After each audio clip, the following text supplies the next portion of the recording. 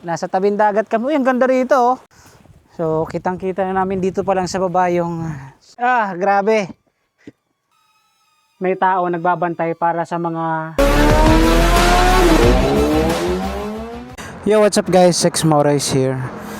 So guys, may bago na naman tayong destinasyon na kung saan pupunta tayo ng Tolosa, Leyte sa Mount Tinapusong.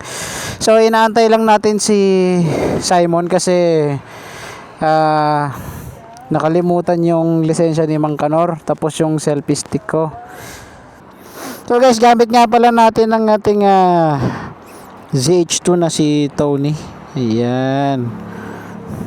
So andito kami sa may Nitro, sa may Maharlika Highway, kung saan nagpagas muna kami si kuya oh. Ayan. Ayan na.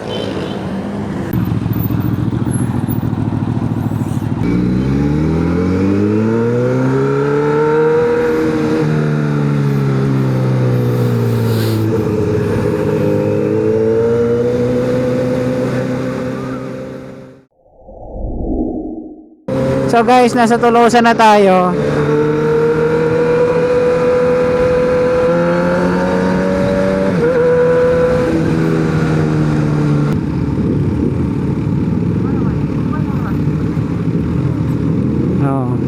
So guys, eto na tayo. Papunta na tayo sa Mount Tinapusong kung saan sinusundan natin si Mang Kanor. Parang ang ganda dito no? Saan ang daan dito papuntang Mount Tinapusong? Kaya magtatanong ako.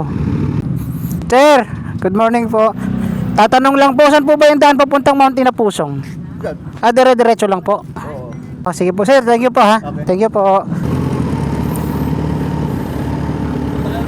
Sige po, salamat po. Bituwang oh. So guys, dito na tayo. Likas. Guys, lilikas tayo, nakuhulugan tayo ng mga bunga doon. Delikado. So guys, ito. Papunta na kami doon sa Mount Tinapusong. Ayun. So kitang-kita na namin dito pa lang sa baba yung no. So guys, ito yung daanan dito. Pakita ko lang. Ayan. Wow, ang ganda oh. Guys oh. Ang ganda. Yun pala, may daanan pala ron papunta sa Mount Tinapusong. Yun yung tulay na yun. Guys oh. Nandito kami sa tulay. Nasa tabing dagat kami. Uy, ang ganda rito oh. Ito yung sinasabi nila na nasa 487 step. So, let's go. Akitin na natin para makita na natin yung at saka yung tinatawag nilang ano ba yun? Baluarte. So, let's go.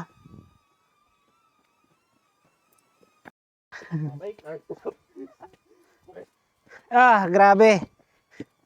So, dito muna tayo sa first stop. Guys, gusto ko makita ninyo yung view dito. Yan. Yan yung view. Guys, pahinga na naman ulit tayo.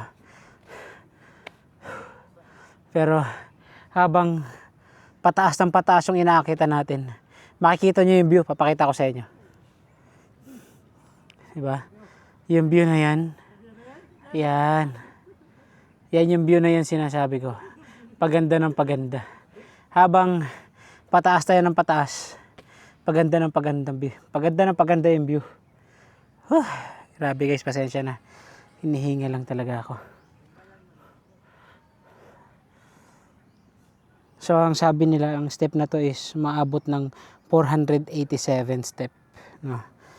So titignan natin kung kakayanin natin guys. Pero marami na tayong napagdaan ng ganito. Gaya ng sa Maasin, yung Noah's Ark, tsaka yung sa Hanginan.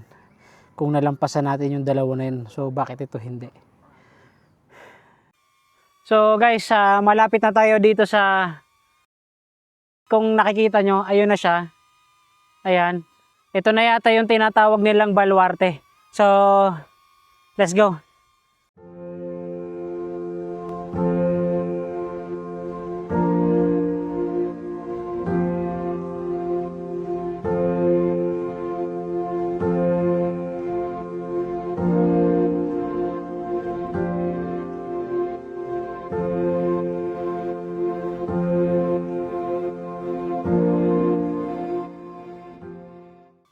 Ito, Tolosa pa to, pero yung may arko dun sa baba, which is yun na yung tanawan after nung arko. So pakikita natin sa inyo yung loob ng baluarte. So guys, ito na yung tinatawag siguro nilang baluarte. May hagdan doon papunta sa taas. Siguro dyan yung sinasabi nila na may tao nagbabantay para sa mga sumasakop dito sa Leyte. So guys, eto na. Kukuha naman tayo ng drone shot para mapakita natin yung buong view. So let's go. Ang Mount Inapusong ay isa sa mga pinakasikat na tourist at pilgrimage destination sa Tolosa, Leyte. Humigit kumulang 24 kilometers sa timog ng Tacloban City.